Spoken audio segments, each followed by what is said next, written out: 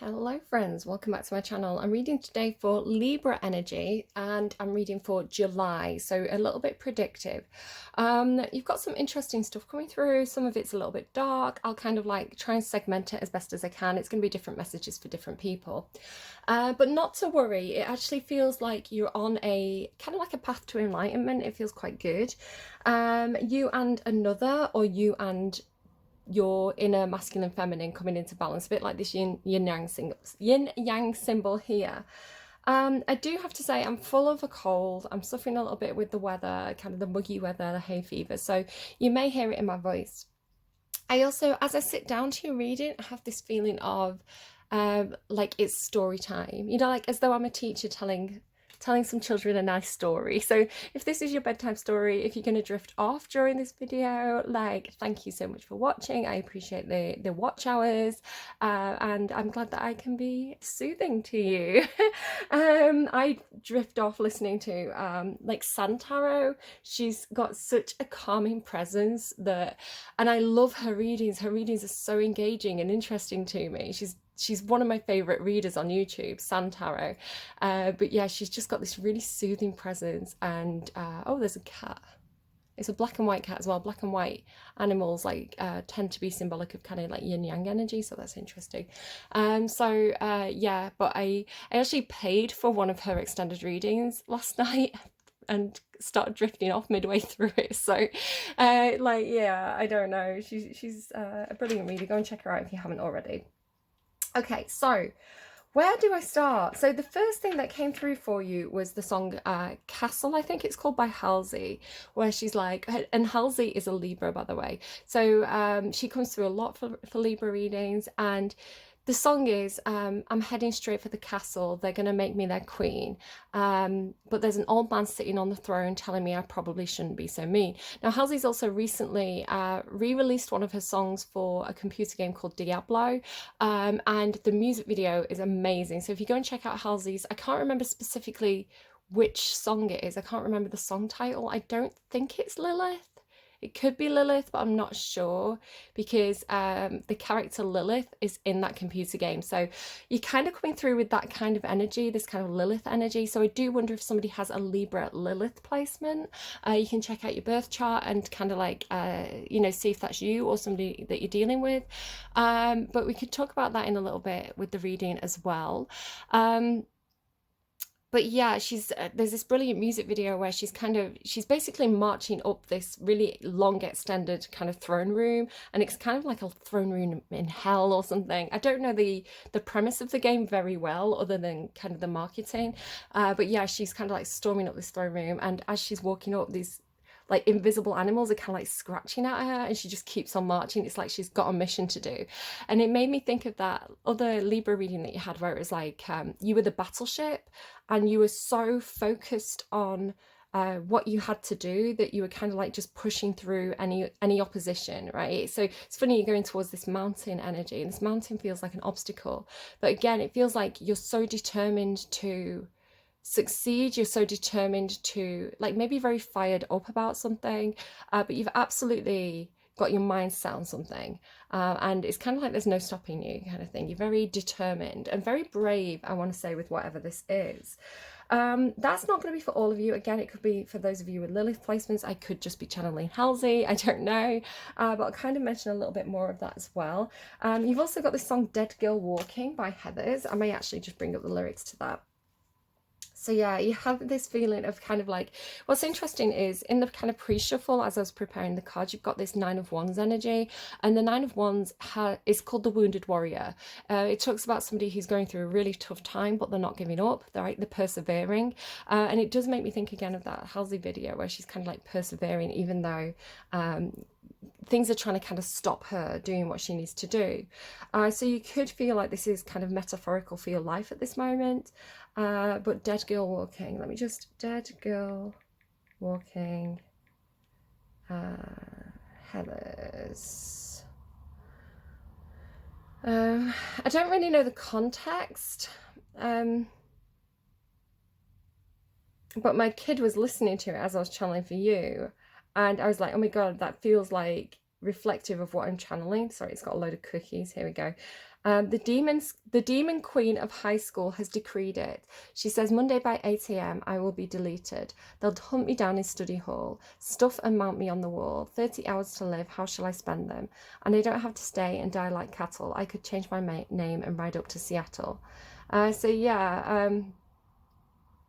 See, I've decided I must ride you till I break you because Heather says I've got to go. You're the last meal on death row. So I don't know. It's kind of a bit creepy. But you also had Miss World by Hole. So you're coming through with this kind of like Heather's energy, kind of like Regina George energy. Again, Regina means queen. So you've got all this like crown castle imagery still kind of coming through for your reading. And Miss World, I'm Miss World. Somebody kill me.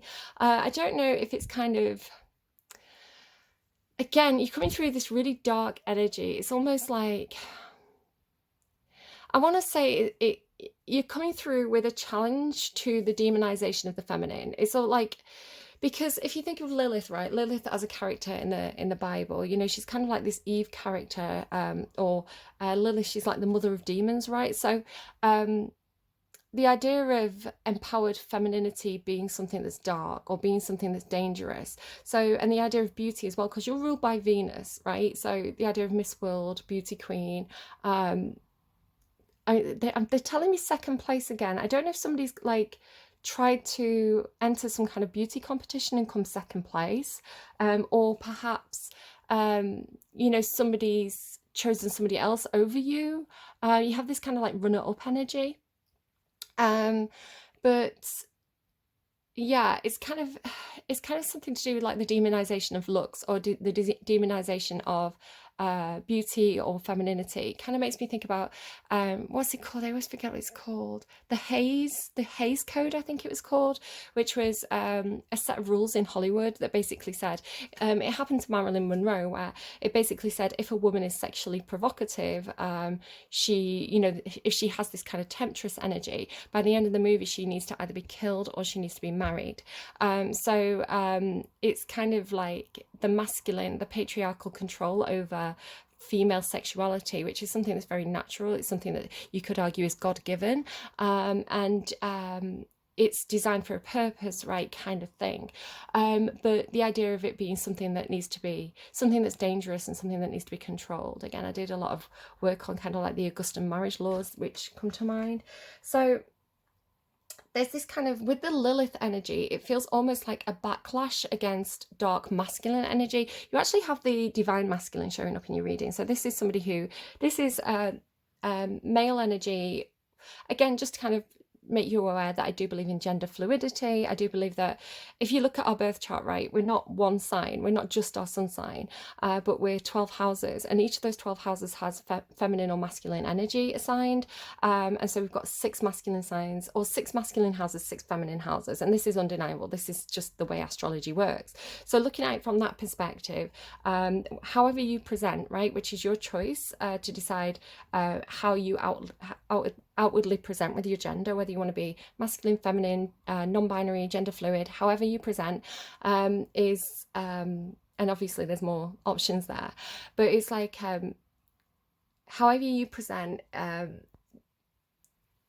you're still affected by these energies. So even if you think you're entirely feminine, like I am 100% feminine, I present as feminine, I was born a woman, I am not masculine at all, I'm stereotypically feminine, you still have inner archetypes of what masculine should look like, and that's a part of you. So this is leaning into kind of like Freudian psychology, if anyone kind of wants to go and look that up. So we are talking about your opinion on your own gender is absolutely your choice. I kind of want to really emphasize that.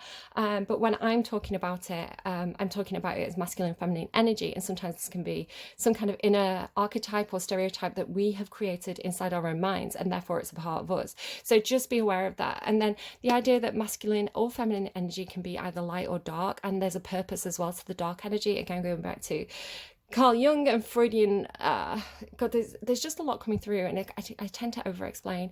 Carl Jung and kind of Freudian psychology around kind of like the shadow, and you know how you can how if you deny your shadow and you push it away, it becomes something that rules you like a devil, right? But if you embrace your shadow and you shine a light on it and you give it healthy expression, it can become something that empowers you and something that is unlocks a lot of creative potential within you, rather than turning a blind eye to kind of our id. So yeah, just little bit of background stuff that you can run and check up on if you're interested in kind of like Googling any of that.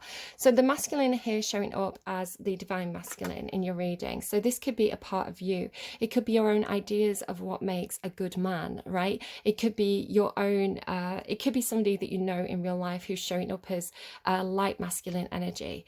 So this is somebody really who's standing in their full power. They are authoritative. They do know what they want, but they can express these things in a really healthy way.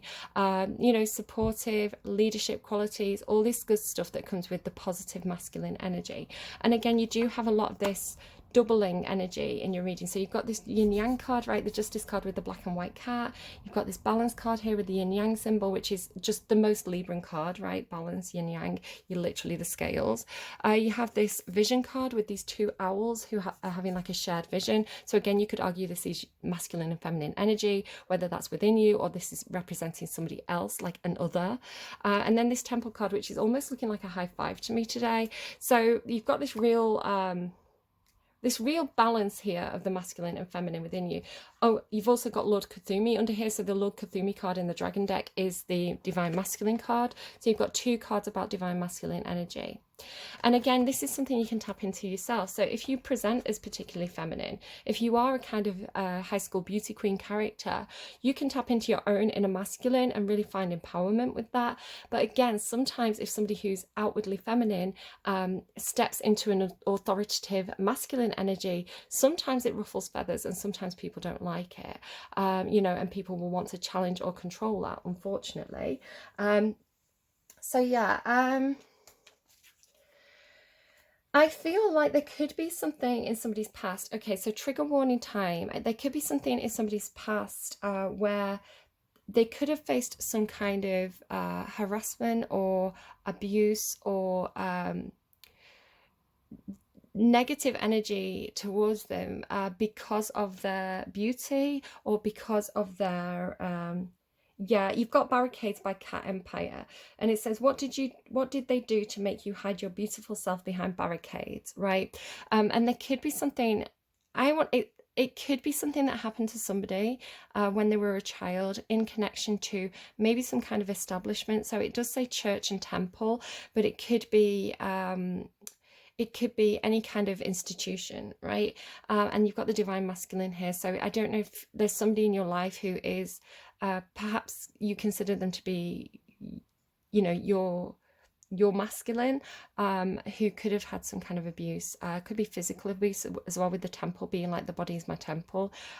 Just be aware of that, that is showing as one way of reading this energy, but it's not going to be for everybody. Don't assume anything about anybody else, right? Everybody else's story is their story to tell you when they're ready. Just make yourself approachable. You know, don't assume. Just be available if somebody wants to share anything with you. Yeah, don't kind of create a story about someone else in your mind, because that's not a healthy thing to do either. Yeah, and in that song he says, I believe you've got more power in the twist of one finger than all the tyrants and predators. So which is very interesting. So Libra, I think you're tapping into something. I think you're using both your light and dark feminine energy. Oh, he does say as well, turn yourself to the light in that song. So I see the dark feminine energy as, it comes through symbolically as a panther for me and kind of like second chakra. So it talks to me about when we do shadow work, and it could be that you need to do some shadow work in July. It could be that something's triggering you and you need to go and have a look at it and kind of like, again, give it healthy expression, whether that's kind of like writing letter to your past self or using this to empower you. The panther energy talks to me about living through experience and learning lessons to to create a survivor, right? So the panther to me hides in the shadows. So you've got a lot of stuff about the darkness being very comforting to you, the darkness being a place of safety. This is coming through with a real life example for me. I've got a cat this week. It's a black cat, and she has hiding spaces, and the hiding spaces are very, very dark spaces. But this is because that's where she feels safe. So there's this idea of like, the darkness not being something that's threatening to you, the darkness not being something that is scary to you, but actually it's a place of refuge and a place of safety, right? So I don't know, this darkness being safety is coming through for you in some sort of way. How it comes through for you personally, I don't know. But yeah, it's got this kind of like, you know, when the light shines on you, it can make you feel vulnerable if there's a lot of eyes on you, you know, if you feel like you're center stage, you know, and, you know, people have expectations of you, that could create a lot of pressure. So being able to kind of retreat into your own home, you know, close the curtains, that could be where you feel safe. It could be something like that for you. But yeah, you seem to be tapping into something that's almost it's like pre-Christian. If you think about kind of Europe and how you're coming through kind of like Viking or Nordic energy. So, you know, like maybe Celtic mythology and old witchcraft. It feels like old witchcraft. It's funny, one reading had the I was using the dragon deck for them. Maybe it was Leo, and they had the Avebury matriarch, and it's got kind of like old British witch energy, if you want to put it that way. It's like an old religion, you know, pre James the First, you know, pre witch trials, before Christianity came in and kind of suppressed that feminine, and kind of like nature goddess. This isn't me saying anything bad about Christianity as a whole, by the way. If you are coming to this reading as a Christian, I'm talking more historically. You know, every religion has done some great stuff in the world, and every religion has done some awful stuff in the world. And I do think most people agree that the kind of the scaremongering of the witch trials, the kind of witch hunting, head hunting, and the persecution of innocent women was really a dark period in Christianity. And Christianity did kind of, as it spread across the world, it kind of took over. It kind of like tried to incorporate existing mythology of the land. This is historical, and convert it. So things like Halloween obviously was a pagan holiday before Christianity kind of commercialized it. So we're talking here about almost going back to our roots in a way, almost going back to who we were before. So I was shown a lot of imagery about so Native Americans. I was showing a lot of wolves as well. So wolf imagery coming through in a few different ways. So you may feel a particular affinity with wolves. But yeah, I was showing like Native Americans with wolves. I was showing it like Inuits, sort of in colder places, and I was also shown kind of because Game of Thrones keeps coming up for everybody, the opening images of Game of Thrones where they find the wolves, where it's like really snowy, so that would be England. And then I was also showing you kind of like on a Viking boat, and I was hearing, you get a lot of boat analogy, and I was hearing, so it really looked like a Viking kind of stood on the prow of the boat wearing fur, and I was kind of hearing as well, like Helen of Troy, the face that launched 1,000 ships. So you were coming through kind of already in Leo's reading as commanding the seas, commanding the oceans. So it's coming through with a lot of kind of like Game of Thrones feelings of you being like the Ice Queen who commands the oceans. Take it as it resonates, leave it if it doesn't. I don't quite know. Sometimes I channel movies and things, but you are getting a lot of boat imagery, and you're getting a lot of kind of like pre-Christianity imagery, like pagan or Native American or Inuit kind of thing. It's like before, like what we were before, what humanity was before, that new religion rolled through. And maybe not a new religion, arguably, in a time span, but new to that place. Okay, so they're showing me now as well, like Africa. So how we had kind of African religions, and kind of it's kind of like it does feel like a vilification of what was before, a vilification of kind of uh, a pre-Christian culture by the like the later Christians that kind of came through. Again, I'm not vilifying Christianity. I think there's a lot of good. I think there's a lot of good stuff to say about being a member of a community and finding support, finding like-minded people, having something to believe in, finding comfort in hard times. You know, I think there's a huge amount to say that's positive about these things. But again, I'm talking kind of historically. So just, I don't want to get anyone's backs up or anything like that. I'm not here to kind of convert anyone to any kind of faith. You know, your beliefs are your beliefs. There's a reason why you believe in them. But yeah, this kind of going back to my roots. It's kind of making me think of that Imagine Dragons song, going back to my roots, going back to kind of those old belief systems, even if it's just to research them, even if it's just to learn more about them. But there is something very dark about it. You've got this song Harbinger by Kiki Rockwell. And Kiki Rockwell has a lot of that kind of witchcrafty, pagan, like North European kind of vibe to her videos if you want to go and check it out. And Harbinger is a very, very dark one. It was making me think of, there's an episode of Handmaid's Tale. I assume most people have kind of watched it. If you're going to watch it by now, it's kind of been out for a while. But there's an episode of Handmaid's Tale where the handmaids hunt down one of the commanders in the forest. What your underline is the forest. And they literally, they're very feral. They're like a pack of wolves and they're like biting into him and things like this. I found it to be an upsetting scene. I found it to be a scary scene because it's almost like when the anger takes over, when the id takes over, and it makes us feral. You know, it makes us almost bestial and non-human. So I find it an uncomfortable scene to watch. And obviously, it was part of June's story and part of her I guess healing journey to be able to feel re-empowered, but whether it was the right thing to do or not, arguable. But anyway, I don't know what to make of that. It's coming through. You've also got Purge the Poison by Marina and the Diamonds, or just Marina, where she says we're mystical witches living in Hollywood. You've got to purge the poison from the system. So again, the idea of I think as a Libra, the ideal for Libra, and I have to say, Libra, you are a masculine sign. If you look up the gender of Libra energy, it's masculine.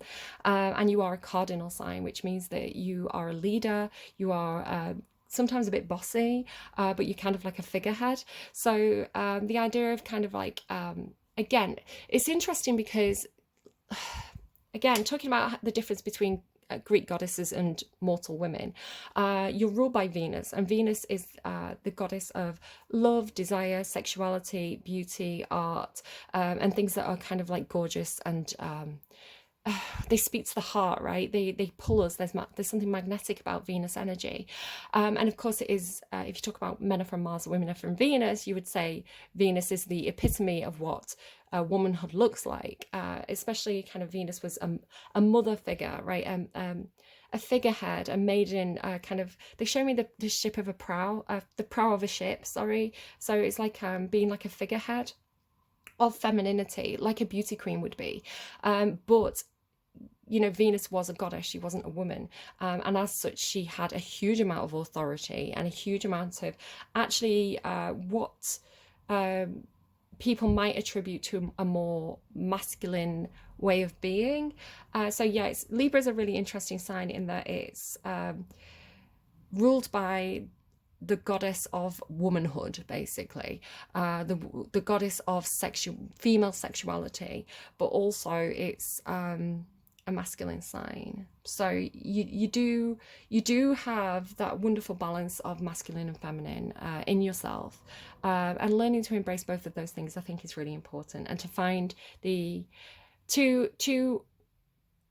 turn yourself to the light and to act in light masculine and, you know, divine masculine and divine feminine energy in your life, but also to be able to tap into the more darker feminine and masculine energies, those kind of like Lilith energies, in order to protect yourself, because you're not naive, right? You know that there's darkness in the world. You know that not everybody is acting in the best way. There are people who act in quite an evil way. I don't believe that people are good or evil, but I believe in good and evil actions. And so to know, to understand the darkness is empowering, because it allows you to protect yourself from the darkness, which is what that Panther energy is all about. So yeah, there's this real beautiful balance and alignment with you in this reading. As you explore your darker self, right? As you explore the id, it brings you closer to your super ego with this like climbing the mountain. It doesn't mean you have to actually, this feels like more of a thought process. It doesn't feel like that you're actually doing anything that's cruel or wrong or evil. It feels like more of an exploration internally. With the Holy Mountain card, it's kind of like a, and the temple, it's kind of like hermit energy, right? Figuring these things out within you. Yeah. And yeah, bringing things into alignment. So Leo's reading was talking about how in the past few years in media and on social media and through you know, TV shows and music and things like this, there has been this rise of the dark feminine. And I do think it's in response to the suppression of feminine energy by patriarchal energy, and, you know, the abuse of feminine energy by negative masculines. And again, if you're a masculine watching this, or if you're feminine watching this, I am not accusing you of anything. I'm not saying that you're wrong. I'm not saying that you are a bad person because you were born with a certain anatomy or anything like that. But I think that the lashback of this angry feminine energy towards male energy, and I was talking about this in Leo's reading, I think it caused almost a suppression of the masculine, in a way where the masculine energy felt like it was wrong to be a man, right? It was, I'm almost like how, I mean, I think it is just this seesaw effect of like, if you push something one way, eventually it ricochets back in the other direction. So, you know, historically speaking, the vilification of the female, the vilification of Eve energy, right, of the Lilith energy, as you know, women's sexuality being something that is corrupting and evil and dark, and this being a story spun by the patriarchy, right, the movie directors, the producers, the people who are giving the green light to movies, and, you know, people who are writing the Hays Code, you know, who is the patriarchy trying to control the population. And there's women in that as well. There's women who, you know, take that stance, and yeah. So I don't know. So this idea of it being a pushback, what we've seen is where for years and years and years we've had the vilification of the feminine. Recently we've had the vilification of the male. If you talk about kind of like rich white man memes, right? You know, it's not fair to vilify an entire group of people like that, no more than it would be to vilify Native Americans, which was done, or vilify, you know, the black community, you know, in order to suppress, you know, this idea of like, if you vilify it, you can then suppress it and you can get away with it because people will cheer you on for doing so. It's really the devil's work. It's not a good thing. So I think you're having this rebalance, which is very natural for you, Libra, where, you know, if your collective, if your opinions, if your whenever you see something going too far in one direction, right, where it's like it's gone beyond, you know, equalizing, and it's actually becoming the bad thing that it was originally trying to fix. It's almost like two wrongs don't make a right. You don't pull everybody down, you know. It's when everybody's attacking each other and not allowing each other to be who they are, we're actually pulling down the collective consciousness, where what we should be doing is praising healthy masculinity and praising healthy femininity, and seeing the benefit of the dark masculine and the dark feminine, and helping that to have healthy forms of expression. so that it doesn't kind of, again, if you look at kind of Freudian, not Carl Jung and his philosophy of the collective unconsciousness and the collective shadow, when we suppress the shadow, when we suppress id energy, it comes out in really, really toxic, vile ways, which is very unhealthy for community. So yeah, this is kind of what you're seeing, what you're doing. Gosh, reading's quite a big one. Hey, that's what she said. You've got Look What You Made Me Do by Taylor Swift. I love the flip side of that as well. There's a version by Jack Leopards and the Dolphin Club, which again is kind of Taylor Swift produced, which is a man singing it. I've got a list of names and yours is in red underline. So be wary about the need for revenge, or avenge. I'm getting avenge, which there's a difference, but I'm going to leave that there. You've also got Strut by Emmeline, which is kind of like, I don't do the walk of shame, I strut. I just, I got what I needed and I'm out of here. So I do feel like there's a defensiveness around Libra energy at the moment. You are the Queen of Swords in the tarot, and I was talking about the Ice Queen in, I think it was Leo's reading, because it was like this King of Wands coming in to melt the Ice Queen, right, to turn her back into, to get her to reconnect again with her emotions, which is like water energy.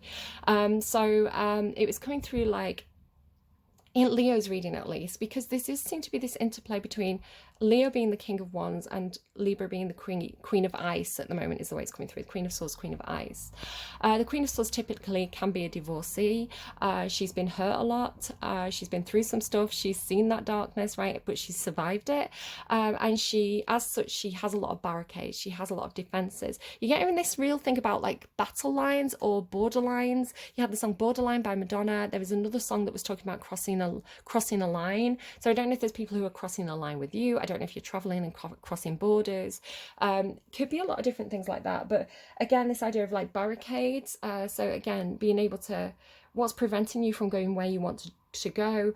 Are you preventing people from getting close to you by putting up these kind of like hurdles and barricades energetically between you and them to protect yourself, right? To keep yourself safe. So all these themes could be coming up either collectively or personally. Don't let me down. So again, I do feel like people have let you down in the past, Libra. I do think you're in this kind of almost, I think you've been in this self-reliance mode where you've had to really look after yourself and look after your own because other people have let you down, or governments have let you down perhaps. But you had this thing about Don't Let Me Down by the Chainsmokers, which is, I call your name but you're not around. So it's like when you need someone, they're not there for you, right? So it could be somebody who's, because you're getting a lot of stuff about coming home as well. So it could be even be, maybe you're home, you're sick, you need help looking after the kids, but your partner's out, like they're not answering the phone, and you're like, where are you coming home? Like, I need help here, and they're not there, they're letting you down, right? But you also had Snow by Emily Moore, which says, I'm coming home. So yeah, my notes say, my rounding up my notes, it says self-protection, barricades because someone let you down or put you second, separation, reunite, vilification of the feminine, especially by the Catholic Church or Christianity, dark feminine, Lilith, Halsey, bitch back, Olivia O'Brien and Fletcher. So if some of you have recently been through a separation, you're getting together with your girls, right? Again, like that Marina song, like Mystical Bitches, which is, it's kind of like you're getting back with your girlfriends, back with your girl group, and kind of like finding that feminine support in feminine circles. I channeled Creep by Radiohead. There's this thing about not being able to look somebody in the eye. I feel like it's somebody like you, right? Maybe they do find you to be a bit of a beauty queen. They do find you to be a bit of like an it girl. They get a bit tongue twisted around you. They find it hard to talk to you. But they think of themselves as being a creep in some sort of way, which again could be because recently in media, men have been told that they're creeps, right? You're a creep for looking. Again, I was talking about the Leo reading. I'm pansexual. I look with the male gaze. If I see a nice curvy woman, it's hard not to look. I want to look respectfully, right? But I don't think, I don't think there's harm in looking. I think there's harm in leching, right? I'm not going to kind of like crane my neck and wolf whistle, but to notice somebody and think, oh, they're really attractive. I don't think there's any harm in that. I think that's something that's very natural. I think that's a healthy expression of id energy.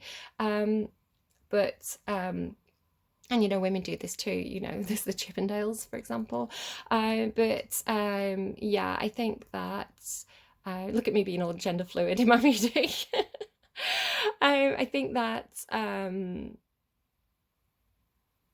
yeah, I think that, you know, when entitlement comes into it, when it's kind of like, I'm attracted to you, therefore you owe me something, you know, that's when it gets a bit toxic. Anyway, you've also got A Little Wicked by, I think it's Valerie Brossard, but it says, a little wicked, that's what he calls me, because that's what I am. One of these days I'm going to take that boy's crown. So again, you've got this kind of like crown games energy, especially with like the Leo energy, I want to say. And then I also channeled kind of a really nice song as I was waking up this morning, and it was A Million Love Songs by Take That. A million love songs later, here I am trying to tell you that I care. A million love songs later, here I am. So again, it could be that there is somebody in your life. Again, I don't know if you represent as feminine or masculine. Just take these ideas as they fit, reject them if they don't fit. That's absolutely fine. We're all entitled, we're all on our own journey, right? We're all entitled to engage with different ideas and opinions and see if they resonate with us or not. And it's okay to say, that's not for me, I don't agree with that. That's absolutely fine if you're not agreeing with me. As long as you respect that I'm entitled to my opinions, I respect that you're entitled to yours. And that's me being a Libra. That's me being Libra Mercury, the negotiator, the middle ground. So back to the cards that are on the table currently, and we will pull cards on camera. This idea of like, it's coming through a bit like Hosea, take me to church, I'll worship like a dog at the shrine of your light. So I don't know if there's this feeling of two people coming together. It's kind of, and again, you've got this double masculine energy, so I don't know. But you've got this feeling of like a shared vision. So it could be that you've got a bit of a, it could be a psychic connection with somebody, right? I don't know if this is somebody you've, a complete stranger you've never met before, but you've got kind of like a neural link with them, like a brain link with them.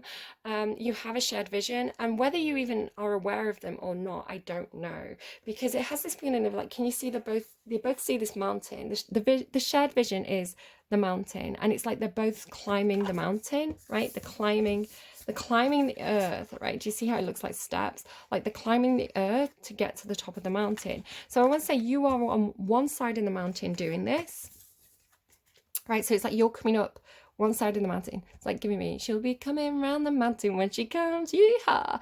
And then like, but this other is like on the other side of the mountain. So it's almost like having a dream of a certain place and being like, I'm going to go there. I'm going to go to that place. And completely unbeknownst to you, somebody else has had the exact same dream, the exact same impulse to go to that same place. So it's almost like you're coming up, like, you can't see each other because you're both climbing opposite sides of this mountain, but the destination is the same. So I want to say it could be a literal mountain, right? You could be like, hey, I'm going to go and climb that mountain today. And you go up the mountain and you meet somebody and you're like, hey, I can't believe I've met you here. Something like that. It's like you're both going to end up at the same place. Or it could also be something like the mountain could be metaphorical for, because the Nine of Wands is here, and the mountain can be like, there's this energy of like burdens or responsibilities or something being an uphill climb, an uphill struggle. So it could be talking about maybe trying to get to the top of a certain career, right? You're both trying to get to a certain job position. Or it could be that you are... you're dealing with a lot of burdens and a lot of responsibilities, especially with this earth energy, because again, this is the wounded warrior card. It talks about carrying a lot of burdens on your shoulders, you know, and kind of plodding onwards with it. They're giving me little donkey, which is a Christian song, funnily enough, right? Little donkey on the dusty road, got to keep on plodding onwards with that heavy load. So you've been feeling like this little donkey energy. It's funny that the camel's here. It's a kind of a similar energy. So yeah, it could be that you've got a lot of responsibilities, a lot of, it could be that you've got, you know, mortgage, kids, work, I don't know, responsibilities to your friends, responsibilities to your family, and you're kind of like doing what needs to be done, right? Kind of Emperor, Empress energy, taking those responsibilities seriously. The Nine of Wands talks about, I feel like I want to give up, right? If it's in the reverse, it's giving up. It's like dropping all those burdens and being like, I'm not doing this anymore. But in the upright, it's like even though you feel like giving up, you keep going one step at a time, right? And it's a long journey, but you do have faith that eventually you'll get back home, right? You'll reach that place where you can put down this baggage. So yeah, it kind of has the feeling of like maybe as well somebody could have gone to like somewhere like Tibet, right? There's always like a lot of steps to get to the top of the to get to the temples. The temples are normally like on the tops of mountains, right? Or maybe like Japan as well, like all the steps. It could be somebody's doing the steps. So if this is like recovery, they're doing the steps. Kind of makes me think of that hymn song. Yeah, it's like to reach this place of epiphany, to reach this place of having the high ground. That's making me think of Star Wars, and having this enlightenment, having this epiphany or this higher perspective. It's like getting to that place of super ego, right? By putting the id through some kind of trial is the way it kind of feels. And then like, yeah, the temple, it could literally be like the temple at the top of a mountain. But then the underworld under here as well. It's almost with the church and the child, like, again, there's something not right about it. There's something kind of negative about it. The sword. Be wary of like sacrifice. The deer can be a card of sacrifice if we go to Iphigenia Aulis, for example. And just this this sword here as well, and the Son of Swords, the Magician. It has this feeling of sacrifice. It could be talking about, you know, personal sacrifice, putting your family needs first, your children's needs first, your teammates, if this is like a workplace, just those responsibilities, self-sacrificing your own hopes, dreams and wishes for that of other people. But again, it feels like moving towards a place of enlightenment and then going higher, right? So it's almost getting to the highest point of Earth, right? How almost like the Tower of Babel, right? How do I get close to the sun? It's funny that these references are coming through. And then you've got like the wind, the time master, and the water, and the sorcerer. So it's almost like being able to transcend the physical body and to maybe meditate and have a very spiritual experience, you know, wherever this is.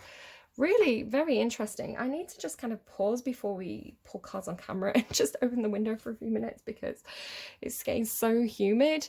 So I'm just going to have a quick break and then we'll be back and we'll pull cards on camera together. I'm getting the word pilgrimage, so I don't know if this is somebody's going to some kind of pilgrimage site, making me think of like Thomas Cook and kind of like the history of that. And I did a lot of stuff about the history of tourism, and who was it? She was, I want to say she was like a Roman, like a wife of a Roman emperor. No, what's his name? Oh, something about Constantinople, isn't it? Constantine, like the wife of Constantine, I think. Kind of, and her creation of pilgrimage. I don't know. Right, moving swiftly on. It's just a bit of like the very old ideas that I used to engage with, like coming back through there from the back of my mind. So as I paused and checked the time, it was 9:11. So I don't know if there's something about 9/11 for somebody. Obviously that was a very significant event for a lot of people. You know, maybe somebody's been wanting justice for something. Maybe this is something that happened and somebody's seeking justice, and it's been this uphill battle. You know, people have wanted to give up on this. I don't know, maybe it is something to do with like being institutionalized as a child for some of you, not for everyone. Okay, so let's kind of put these cards away and we'll kind of like go again and we'll see what we get. So I probably should have done this off camera. I've left my window open, so if it gets a little bit noisy, I'm going to have to just pause and close it again. So I'm sorry about all the background noise. You're going to hear like traffic noises and things like this. What else do we have here? This is from this deck. So this is my process. If you can see how I'm doing this, I do this every time I put my cards away so that they don't come out together. I always shuffle in the upright as well, so if something comes out in the reverse, I know it's meant to be in the reverse. I'm just going to move my own deck to one side. I'll sort that out later. Divine Masculine can go in there. And nearly ready, guys. I don't quite know how I'm going to do your reading. I was really guided to get certain decks out. So so I don't really know how this is going to go. So let's go to, because you have this kind of id, kind of like wolfy, animalistic energy, let's go to the Wild Unknown decks first. There you go, car noises immediately. What do we have for Libra, please, for July? Libra for July, please. Did something flip then? Yes, we have the Mirror, the Crone, again that kind of like old pagan kind of feeling, the Poet and the Maiden. The Maiden is inexperienced. The Crone can teach the Maiden, because the Crone is very experienced. The Crone is very aware of the darkness and how cruel people can be. The Maiden is still kind of innocent about a lot of the horrors that, you know, humanity can create for itself. The Mirror, the Crone, the Poet, the Raven. The Poet, again, is a beautiful energy when we're talking about kind of doing shadow work and kind of, you know, shining a light on our own shadow, our own darkness, our own inner beast, and giving it creative expression is a very, very healthy way of engaging with that part of ourselves. And then the Mirror really is talking about self-reflection as well. So the self-reflection, I feel like the Crone with the Poet and the Maiden, there could be a way of like passing on knowledge, passing on experience without the Maiden having to physically experience something for themselves. So if the Crone has had, the Crone is kind of like an older, normally an older feminine energy, but you could just take it as somebody who's kind of like older, wiser, more experienced. They've seen the darkness, and it has the feeling of like through poetry being able to, or through storytelling as well, being able to pass on kind of warnings to the younger generation. So it could be a grandmother reading the Brothers Grimm to, you know, the granddaughter, and you know, don't go out in the woods, don't talk to wolves, you know, don't talk to strangers, you know, make sure you know your way there, you know your way back. I don't know, the kind of like things that you would say to kids. The Mask as well. But there's something, again, this kind of is talking about the, you know, our own shadow, our own animus, our own the darkness behind the way we want to be perceived, or the way that we present ourselves to the world. And we all have this, you know, and denial of this is actually where the devil plays. You know, being self-aware and working with our shadow in a healthy way is how we defeat the devil. Again, with the Mirror and self-reflection, there, you know, really seeing ourselves for who we truly are and not trying to deny any of it, because that's the ego, right? When we deny our id energy, when we deny our shadow, that's the ego talking. That's the part of us that says, but I want people to think of me as a good person. I want to be perceived a certain way. I want to, you know, I care about my reputation, you know, and all these things that we're attached to, which are important things, right? There's a purpose to the ego.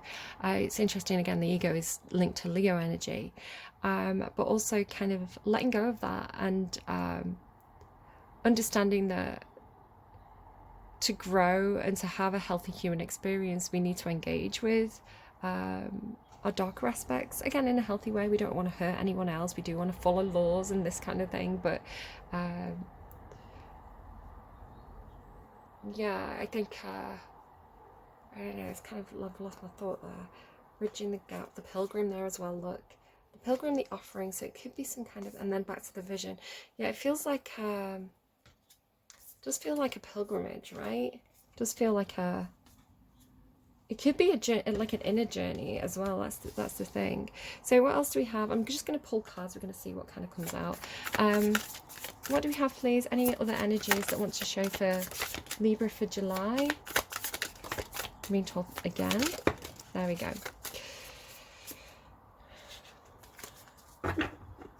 Lizard energy underneath. So the Fox and the Horse in reverse. There could have been some... I feel like this is an end to that Nine of Wands energy that felt like hard work. It kind of feels like Saturn energy, like really hard work, doing what you need to do, being very responsible, being very kind of like nose to the grindstone with that horse energy. But the horse also represents the need for freedom, right? Sagittarius energy, the need for freedom, the need for adventure. The fox is a very cunning energy, a very sly energy. It's very intelligent, kind of like Aquarius energy, Gemini energy as well, I would say. And it's strategic. In the reverse, it could be for a bad reason, or it could be just be there's an end to some kind of strategy around this kind of like nose to the grindstone energy. It's making me think about a fable of she was like a princess and she was turned into a horse. It's from, let me just find it, hold on. Okay, so it's from the Divine Animals Oracle, which I have actually got out, but it's freedom. So the horse represents freedom. To be truly free, we must learn true independence. Trust yourself, as listening to people who may have other agendas is not the way to make good, clear decisions. Individualization from our parents is a natural process, although it's often fraught with difficulty on both sides. Your true power resides in your ability to always know you have a choice, and it is yours to make. There was once a young king who lived in a castle upon a great hill, who had been newly crowned. I'm on my way to the castle. I'm going to take his crown, right? And one day I'm going to take that boy's crown. And what is this?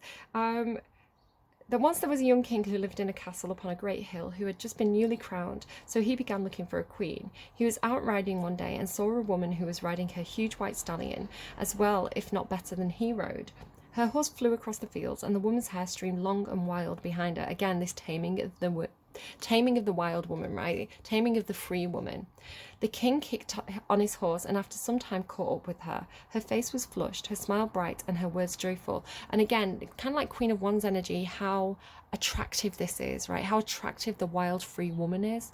And then it's like this masculine, dark masculine urge to own or to keep or suppress. Their eyes met and they fell deeply in love. After a time, the young king realized Rhiannon, for that was her name, who was loving, loyal, gentle, wise, and fair, was all he wanted in a queen. It's like stumbling across Persephone, right? The maiden energy. He asked her to marry him, and she accepted with grace. Rhiannon's responsibilities as queen would now be taken over from the queen regent, and while it would be natural for her mother, the mother of the king, to be pleased for her son, secretly, my window just opened, secretly she was vastly jealous of her usurper and resented her loss of personal power. Soon a beautiful blue-eyed son with a star-like birthmark on his leg was born. To protect him, Rhiannon kept her baby, and with her as she slept in her chambers. One morning when Rhiannon woke, her baby was gone from her, and in his stead was a great deal of blood, and she screamed in horror. The Queen Regent yelled, "Look, she has killed her baby." I knew she wasn't to be trusted, but Rhiannon insisted the baby had been taken, but the Queen Regent was not to be convinced. The king asked Rhiannon where the baby was, but she confessed she didn't know. Rhiannon's son had been kidnapped by the Queen Regent in the night. She killed a chicken and used its blood to make the scene against Rhiannon. The Queen Regent had decided to raise the son as her own, and he was safe but hidden. Rhiannon was put on trial, and she made no defence, and so was found guilty of her son's murder. The king, still so in love with her, could not kill her, but instead sentenced her to do a job that would bring huge shame to her every day. As the castle was up a high hill, visitors were given a horse to travel to the top. Rhiannon's new job was to take the place of one of the hard-working horses and carry people to the top of the castle on her back. Every day she struggled with her guilt, never raising her head. She slept in the stables with the horses killed up and crying. Rhiannon gradually became aware of the importance of the work that the horses did beside her. People couldn't get to the castle without them, and they bore the work with strength and focus.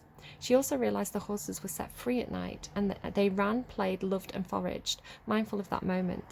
She decided that she too would follow their example, bearing the guests with strength and focus and enjoying her freedom at the end of the day instead of hiding in shame.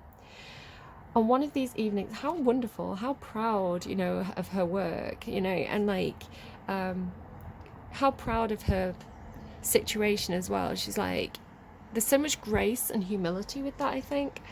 On one of these evenings, walked, she saw the Queen Regent playing with the little boy in the lower courtyard of a farm. He was on a small pony. She thought the king must have remarried quickly. The small boy lost his balance and fell. The Queen Regent checked over him for cuts, and as she did so, the little boy's trouser leg was lifted, and there was on the leg was the birthmark in the shape of a star. Rhiannon realised that this was her own son and that she had been tricked. She called the local people together to witness the boy and confirm the mark on his leg. Happily, the king had not stopped loving Rhiannon and reinstated her as queen, banishing his mother into exile. So here you go. Here you've got the good masculine, right? Rhiannon never forgot the lessons of the horses who had worked beside her, and from then on no horse was a beast of burden in their kingdom, but instead a symbol of power and freedom. Mythos about horses featuring deities encircle the world whenever horses are found or heard of. I'm going to leave it there, it's quite a lot to read. But I thought that was a really interesting story, actually. The mouse and the vulture. Obviously, the vulture could be a predator of the mouse. Does seem to be looking her way, right? So the maiden energy, mouse energy talks about keeping yourself small. It's also about staying hidden. You know how I was saying, somebody who's kind of like hiding in the darkness because they're scared of, you know, kind of like having the searchlight beamed onto them, and then the predators seeing them and kind of like going for them. There's a benefit to hiding in the darkness of the forest, perhaps the shade of the trees. The vulture, although it can be quite a scary energy, it has got a job to do. I was talking about in one of the readings as being like the cleanup crew. Normally they don't kill things. I don't know. I think maybe they would kill a mouse, but normally the vultures circle and wait for things to die, and when they die, they come and kind of clean up the body. So just be careful, because the maiden energy does talk about going into a new experience. It talks about going into the forest and encountering all the scary things that are in there, kind of as a bit of a trial to kind of like as an experience that makes you mature. Yeah, there's a lot of, if you're going in as the maiden or the mouse or the deer, you know, there are a lot of predatory creatures around to be aware of. So there is a benefit to hiding in the darkness. Why do you hide yourself, beautiful self, behind barricades? Because not everybody's good, right? Let's go to, I almost feel like it's like this, right? Is it? Maybe not. I kind of feel like that's the maiden. Maybe that's the crone. Okay, I'm just going to kind of like move these down a little bit. Let's ask about the mirror. Tell me about the mirror, please. The Libra, the Hierophant. Look at all this like crow energy. The Hierophant and the moon. Okay, so again, the idea of the Hierophant being symbolic of church, religion, tradition, structures, establishments, institutions. So it normally has this feeling of being able to access information. You know, there's knowledge in these places. It can represent universities as well in certain combinations. And then the moon, and again, it's forest imagery. So the moon can be fears, it can be secrets. So it could be an institution that has secrets, and maybe is doing something about self-reflection. It could be somebody who's been raised with certain traditional values, and they're reflecting on the darker aspects of whatever they've been raised in order to modify and make it healthier, right? But there is some self-reflection, there is some mirroring in regards to some kind of higher power. But again, there's secrets there, there's unknown, there's things that are hidden, which creates fear. You know, we normally fear the unknown. A lot of our fear comes from not knowing what to expect, not understanding something correctly. Tell me about the crone, please. It's Taurus energy, and so this would be Pisces energy. The crone has some, just noticing all these coins, the crone has some level of independence. They are quite comfortable wherever they are with their position in life. It is pre-Empress energy. It's strange that the crone would be pre-empress. But again, the crone has a lot of experience. They're not bad, they're not evil. They know what humanity's like, right? They know the best and the worst of people.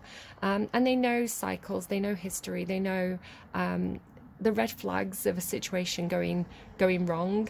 And so they have ideas about how to prevent bad situations from happening. Again, it's this awareness through experience of being able to see the red flags. But it is showing as independent. It is showing as being quite good where they are.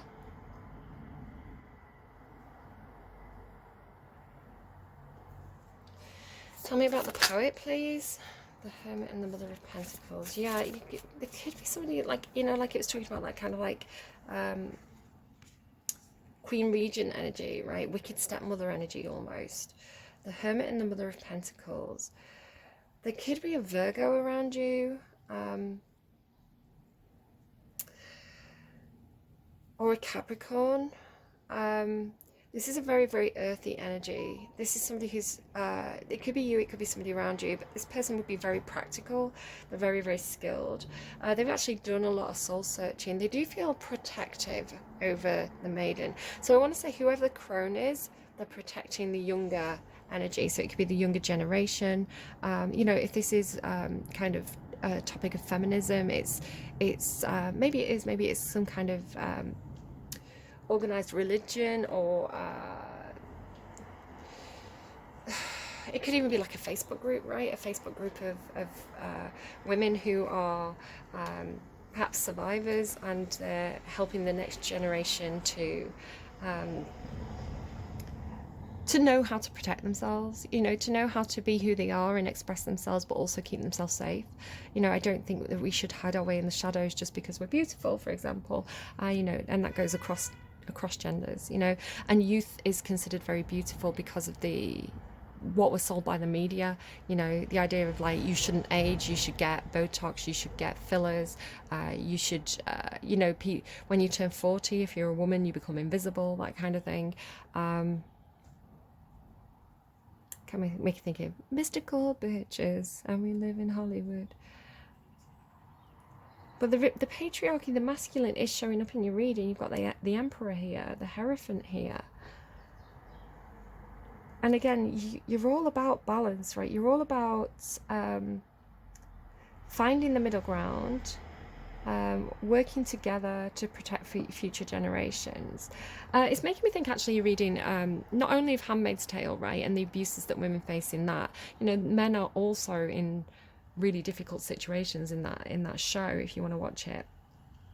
But also, kind of, I've been watching the TV show called the Power, which is about women kind of unlocking this power, and it kind of it rocks the boat a little bit. It challenges kind of the negative patriarchal structures, and it's interesting because it's not showing the power as something that's good or bad. It's something that is, right? And some people use it in a very healthy, progressive way, and some people use it in a kind of tyrannical way, and it has a lot of interesting questions, and tries theories against other theories, and turns situations around, turns situations on its head. It's like, so this is considered okay, is this okay, why is that not okay if this is okay? It's a very interesting show to watch. It was originally a book. And I'm also reading a book called Vox, which is about, it's very similar to Handmaid's Tale. It's about patriarchal structures oppressing women, and kind of women are forced to wear these watches that kind of count how many words they say in a day, and they're not allowed to speak over 100 words, otherwise they get electrocuted. So some of you are like, yeah, my wife talks too much, this is a great idea. That's a joke. Obviously it's not a good idea. It's oppressive. I don't really agree with oppression. The universe has a strange way of writing itself as well. The universe has a way of self-correction. I always think of things as a seesaw. If something goes too far in one direction, there's this spring back in the opposite direction, and eventually things kind of level out. So it doesn't scare me when these kind of social discussions happen, because I think it will level itself out eventually, right? Obviously standing up to, protecting people as well in the meantime. But yeah, it does have that kind of feeling of because the tortoise is very old, right? A very aged animal. And the hermit does carry kind of these ideas of like penance and humility. You know, the hermit and the hierophant are quite compatible energies in that way. But the hierophant is seeking information from an organization, from a library, from a church. The hermit is seeking information from within, you know, self-reflection, and you do have that mirror there. And then, like I say, the Mother of Pentacles is a very nurturing energy. Both of these are Capricorn, by the way. So you could have Capricorn placements or be engaging with a Capricorn. But the Mother of Pentacles, she's very responsible. She has people who depend on her. She's a provider. She's a nurturer. She makes sure people have what they need, at least physically. So yeah, she's seeming like a safe place to this person anyway, to the Maiden. Let's ask about the Maiden. Tell me about the Maiden. It's almost like, I know, I've been through that forest many times. Stay by my side, stay close, and I'll protect you. We'll be okay. Tell me about the Maiden. The World card's showing there. I don't know when these flipped. I feel like there's two directions that humanity could take, right? There's two choices, but all these choices are leading to the same point. It's almost like it doesn't matter what we choose, the universe will right itself. These phases will end. Change is inevitable. Nothing lasts forever. Even bad situations, you know, there's a natural spring back to center ground. The Maiden, please. Why is the Maiden here? Thank you. The Daughter of Swords. So it could be that you're the Maiden, being an air sign energy. Typically, I'd say the Daughter of Swords would be probably Gemini, but it doesn't have to be. Doesn't have to be any one sign, right? We're all 12 houses. So the Daughter of Swords is the Page of Swords, and they are investigating, they're learning, they're watching. So this has the energy of like the baby deer watching the mother deer and learning from her, learning to move the same way, learning when to be cautious and when not to be cautious, learning when it's kind of like a learning the ropes energy. Pages and daughters are always students in the tarot. They're always figuring things out, getting information, learning, planning. Yeah, this is someone who's, before they embark on a journey, before they go into the woods, they're learning, they're listening to somebody who's been there before. They're listening to the stories, they're listening to the Brothers Grimm, right? So that when they go into the woods, they're going to recognize that wolf in grandma's clothing. That kind of thing. I want to ask about, I'm just going to move the horse and fox to one side, I think. The mouse, I think, is self-explanatory. I want to know more about this vulture. Tell me about the vulture. Okay, that flew off the table. The Four of Pentacles. There could be this idea of like going after somebody's money. Again, vultures can be symbolic of death. So it could have this feeling of kind of, if someone's passed away, this could be kind of somebody who's going through the things, taking what they want, you know, looking for the money. So just be careful if that's you. If you've I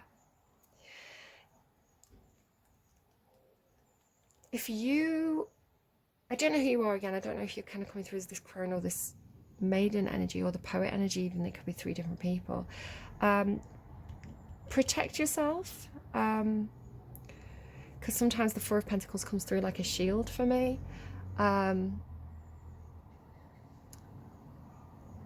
Save your money, protect yourself, pay attention to your assets.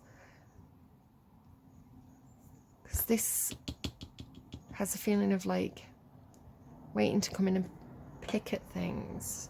One more on that, please. No, he's not telling me anymore.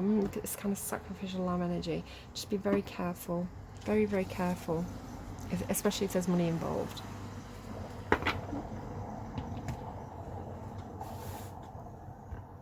Don't go into the woods with the Wicked Queen this month. They're giving me Teddy Bear's Picnic. If you go down to the woods today, be sure of a big surprise. It's lovely down in the woods today. For every bear that ever there was is gathered there for so, because today's the day the teddy bear has the picnic. There is some kind of destiny. There is something. that's meant to happen, right? I do feel like we have a lot of autonomy in our lives. We do have a lot of choices, but I do think there's fixed points where if something's meant to happen, it will happen. So the universe knows best. Everything happens for a reason. Destiny, a sense of purpose. The crossing in the initiation in reverse.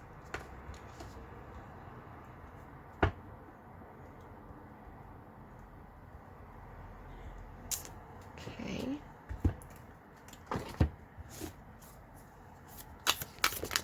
It's like a line that is not to be crossed.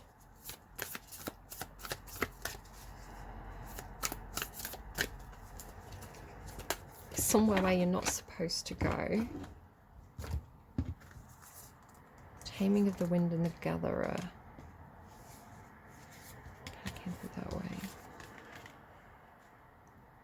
It has a feeling like gathering thoughts, which is happening here, right? This is gathering information, gathering thoughts, gathering opinions, analysing those opinions.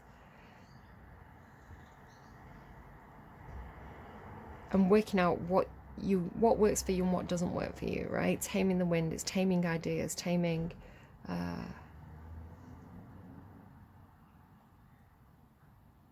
yeah, that's the way I'm reading it. It's kind of like gathering experience, gathering thoughts, gathering opinions, gathering ideas, and then constructing, maybe through the poetry or writing, constructing a narrative that works for you. Why is this in reverse? I do wonder. What else, please? Tell me more. Magic in reverse. Moonlight, enchantment, magic in reverse. So the initiation and magic in reverse. Kind of has this portal, right?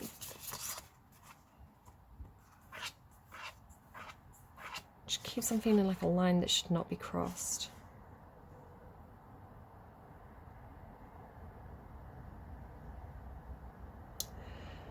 It could be perhaps you've maybe joined some kind of group, you know, this idea of like a witch's coven or something, you know, you've joined some kind of group. There's the wolf as well, right? I was talking about the wolves. And there's something that doesn't align with you. So it could be perhaps that you've joined a group. There's a lot of stuff that does align with you. There's a lot of, you know, you're finding companionship in this, but there could be a line that you don't want to cross. Again, that idea of like the handmaids tearing the commander apart, you know. It could be that this is too far. This isn't something that align, you know, again, like Harbinger by Kiki Rockwell. This idea of like, this doesn't align with me. This is where I draw the line. You know, if this is some kind of initiation for me to, something I have to go through in order to join this group, then I don't want to join this group because this doesn't align with my values. Kind of, it's feeling like the High Priestess and this as well. It's almost like this kind of like sacrificial lamb energy. It's making me think of like Iphigenia at Owless. So if you're not familiar with that story, it's from I want to say it's from the Odyssey, I think. Odysseus here's the story. It could be from the Iliad, but I think it's the Odyssey. But it's this, and then it's also a play by, I think it's Aristophanes. It's the story of, now a lot of people know Agamemnon. Agamemnon in the Odyssey was the king of the Greeks, right? He was the king of the kings. He was the most influential of all the kind of basilisks of kind of like the different territories of the Greek army. And he was kind of like the spokesman. He was kind of like the guy who gave orders, but he was a flawed character. He was actually used as a foil against Odysseus to show how Odysseus was a better king than he was. He was more strategic, he was more logical, he was more respectful to the gods. Agamemnon had a huge ego and he abused his position of power. He was very money hungry, right? He was greedy, again with this kind of like greedy energy. So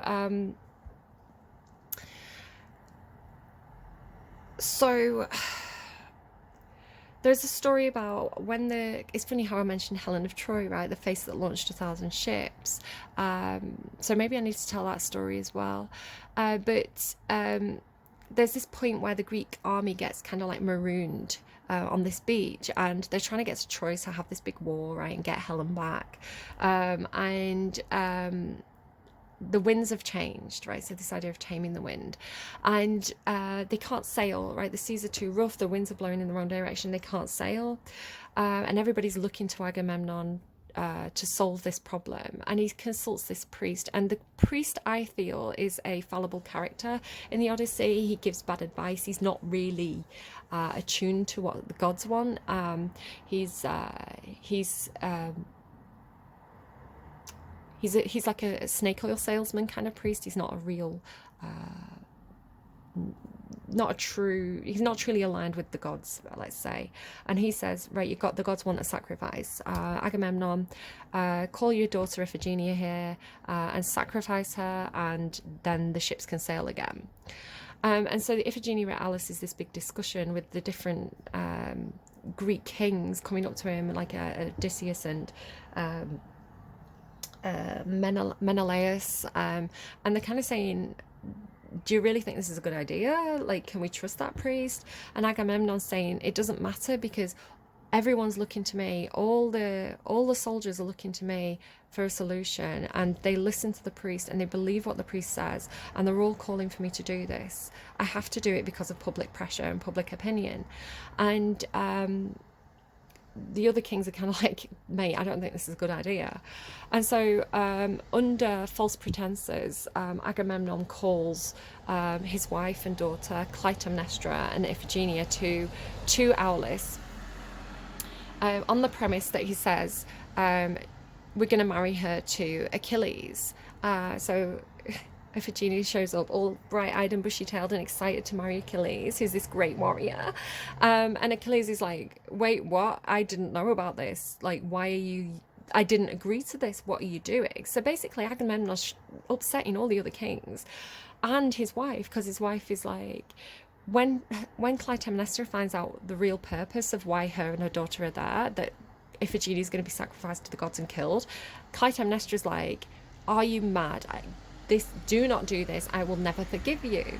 But of course, Agamemnon, with his big ego and all this public pressure, goes ahead and agrees to this. So the priest goes to sacrifice. It's kind of like this, right? The priest goes, and then this grief. The priest goes to sacrifice. That's the 10 of Pentacles. I just realised, because that's the 9 of Pentacles. That's the 10. This could be somebody in charge of money, right? But who has a lot of money as well. Okay, I've got a storyline with that. I'm going to go back to it.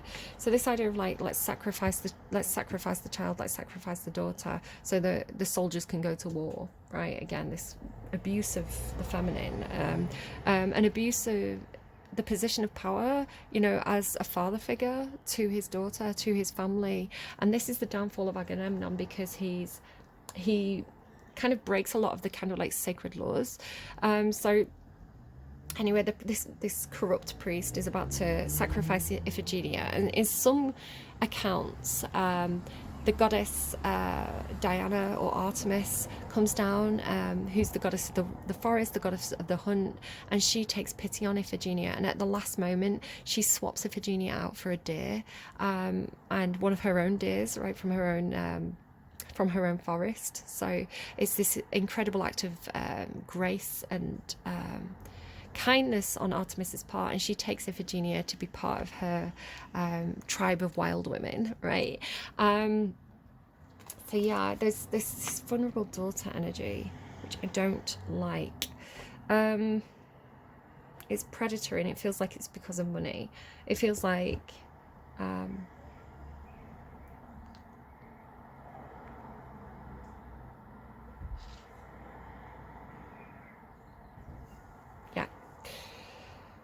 So, yeah, this is the downfall of Agamemnon, because he's listened to a false prophet. He's betrayed his own family. He's acted out of ego instead of being humble. His fate is sealed from that point. And obviously, when he returns home from this 20-year war, 10 years of war, 10 years of journeying. He gets home and Clytemnestra's got a new partner, and they murder Agamemnon in the bathtub because Clytemnestra is quite frankly legitimately angry. She's I think for that kind of feminine outrage in that situation, I think is maybe she shouldn't have murdered him, but I do think his fate was kind of sealed at that point. So again, this idea of the initiation being in the reverse and magic being in the reverse, it's like I don't agree to this. I don't agree that this is right. This doesn't, when I go within, when I soul search, this isn't an alignment with my principles. This feels wrong. I don't care what the institution is saying. I don't care what the spiritual leaders are saying. My inner voice, my inner God, because the God is within us all, right, tells me that this isn't right. And so it feels like a rejection of something. Initiation in reverse. I'm going to actually read that card in the reverse. It doesn't, there aren't actually reversals. There aren't actually reversals in this deck, so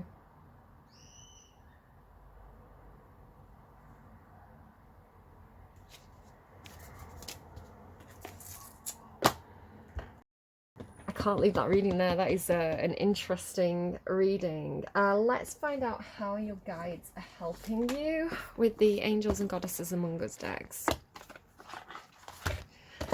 These are all really mixed in together, just to kind of say. And there's a good mix of different deities, different genders, from different backgrounds. So kind of like something in here for everyone. But don't worry too much if whatever deity comes out is not something that aligns with you. Look at the message of the card and the values more, rather than kind of, or however it resonates to you, right? Jesus. Beautiful, actually, in this context. What else, please? What else?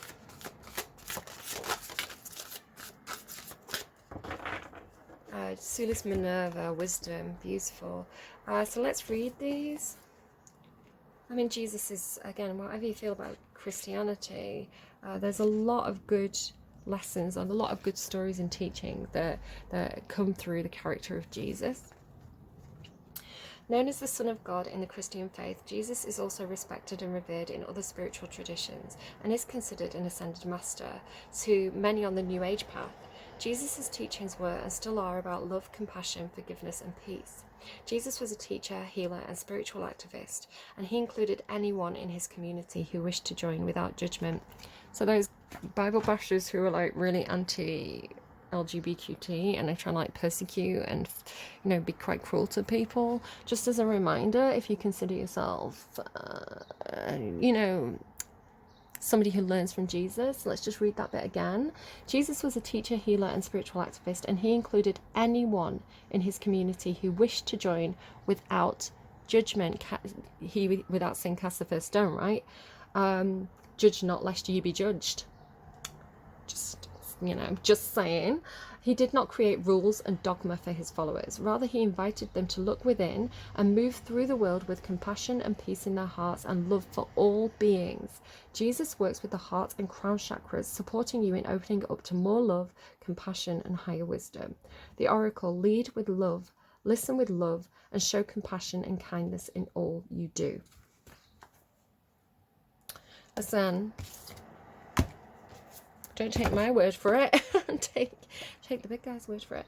As well, like the idea of like Jesus died for our sins, right? So if you're going to look at things in a timeline order, the idea of like original sin, right? The idea that humanity is forever.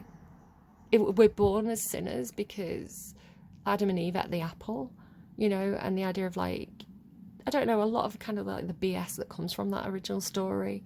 If in order of the timeline Jesus died for our sins, surely we've all been absolved from that, so we don't have to look at anything pre-Jesus anymore, right? I mean, I don't know what the Jewish community feel about that, but if you're a Christian, then I feel like any sins that were before Jesus are no longer applicable. We were I don't know, but that's how my logic works. I ask a lot of questions. I ask too many questions. I'm a terrible student. What was that one? It was 1, 2, 3, 4. I feel like it's 1, 2, 3, 4, 5 as I said that. Saint Minerva, or Sulis Minerva, an amalgamation of two deities who were joined together during the Roman occupation of Britain, huh? What was she talking about earlier? Sulis Minerva became loved in her own right. She was born out of Sulis, the Celtic, excuse me, she was born out of Sulis, the Celtic goddess of water, the sun, and healing, and Minerva, the Roman goddess of wisdom. Although Sulis Minerva is often considered to be a water goddess due to her connection with the sacred spring and Roman baths in the town of Bath, Somerset, she is also worshipped as a sun goddess. Called upon in ancient times, so this is much more pagan, right? Called upon in ancient times to bring healing, she was also invoked to bring ill to enemies. I mean, don't do that, it's bad karma, guys.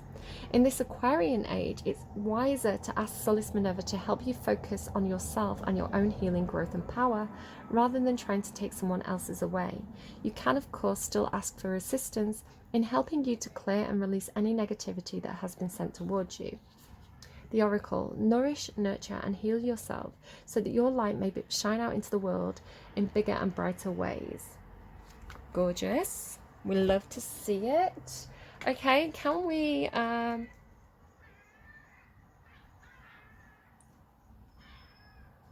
seagulls.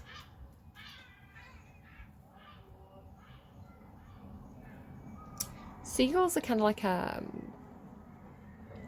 they're a kind of adolescent symbol for me. They talk about kind of people who are a group of people who are just going out to have fun, but they can be quite destructive. So just be wary. Okay, so we've had a bit of a warning there, like with that vulture energy. I do think there's something a little bit dangerous in your reading, so can I have a song on that, please? Now I'm following you. Be wary of people following you. I actually love this song though. It's Madonna. Let's dance. You can do a little two-step. I'll go anywhere that you step to because I'm following you. My feet might be falling out of rhythm. Don't know what I'm doing with them, but I know I'm following you. Unlikely as it is to me, on the floor with two left feet. Let's boogie woogie till our hearts skip a beat. Who's counting? Encore, once again around the dance floor. Romance is in the picture too. Now I'm following you. Maybe pay attention to who's following you on social media.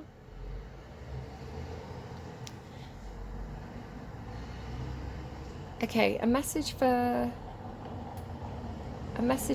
whoever this reading is intended for.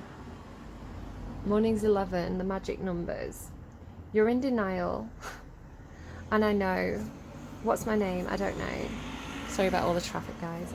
Baby, if you telephone, maybe I can meet you in the morning. Call me if you're on your own, and maybe I can meet you in the morning.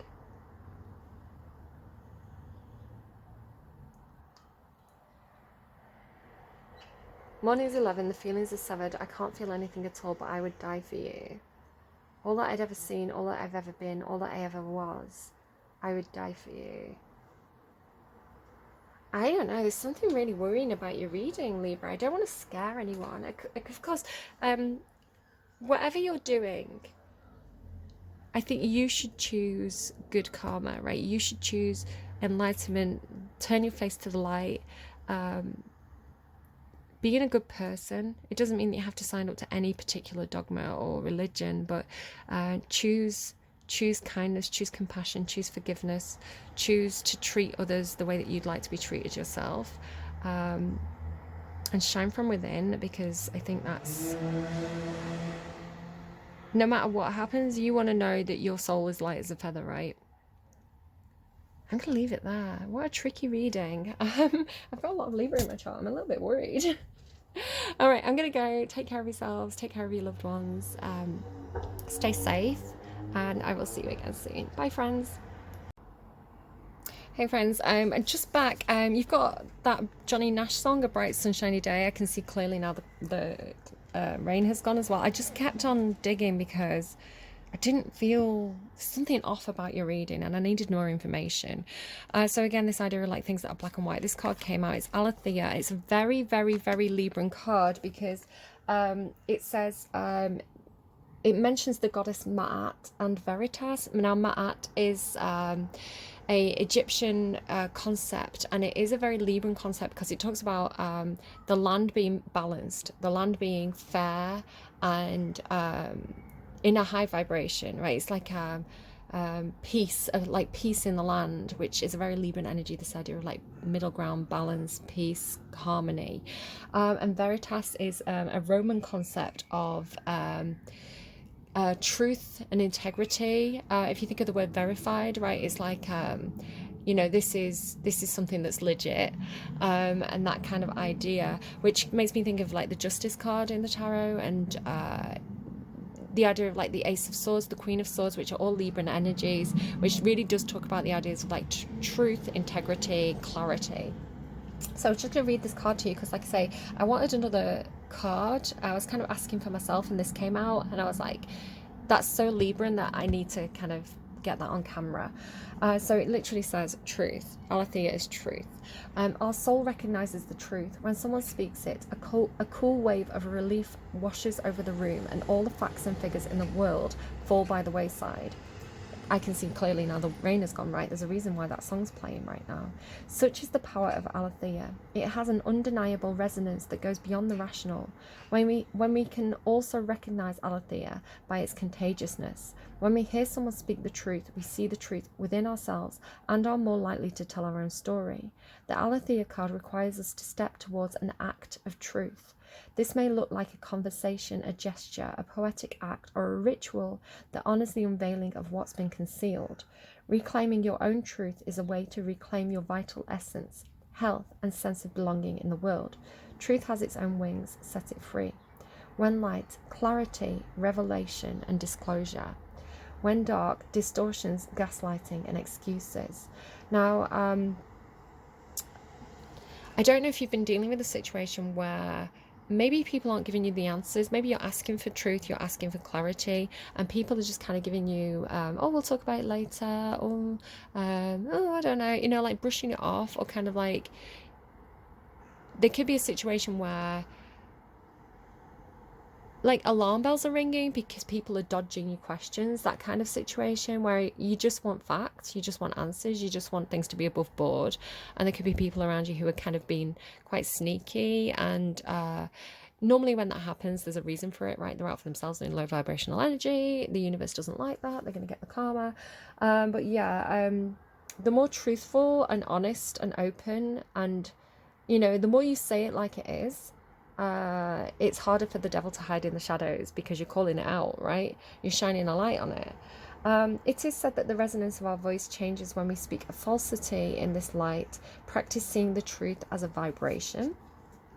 So, and maybe if you meditate on like Ace of Swords energy this month, that could really help to manifest more truth and clarity.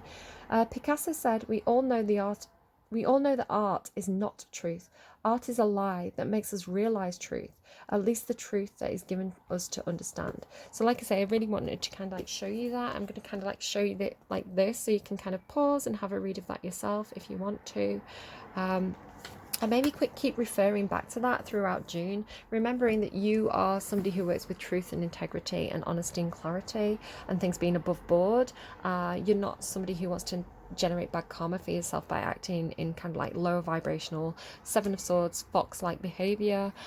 So yeah, just keep being Libra in June, and that's your strength, right? Who you are is your strength, and who you are is somebody who speaks the truth and has and is an honorable veritas person, right? Right, take care of yourselves, please, and keep walking in the light. Turn yourself to the light, because that's where your power is. Take care.